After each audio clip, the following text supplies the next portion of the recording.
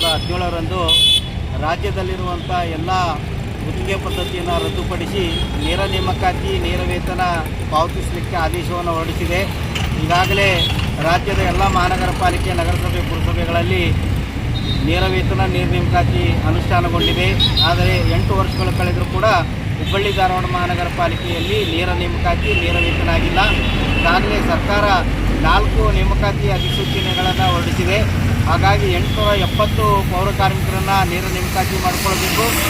ಪಾಲಿಕೆಯ ಟರಾವಿನನ್ವಯ 799 ಗುತ್ತಿಗೆ ಪೌರ ಕಾರ್ಮಿಕರಿಗೆ ನೇರ ವೇತನ ಪಾವತಿ ಮಾಡಬೇಕು ಅನ್ನೋ ಜೊತೆಗೆ ವಿವಿಧ ಹಕ್ಕೊತ್ತಾಯಗಳನ್ನು ಈಡೇರಿಸಲು ಆಗ್ರಹಿಸಿ ನಾವು ಇಂದು ಬೆಳಗ್ಗೆ 11 ಗಂಟೆಯಿಂದ ಅನಿರ್ದಿಷ್ಟ ಅವಕಾಶ ಧರಣಿ ಸತ್ಯಾಗ್ರಹ ಆಮರಣ ಉಪವಾಸ ಹೋರಾಟವನ್ನು ಹಮ್ಮಿಕೊಂಡಿದ್ದೀವಿ.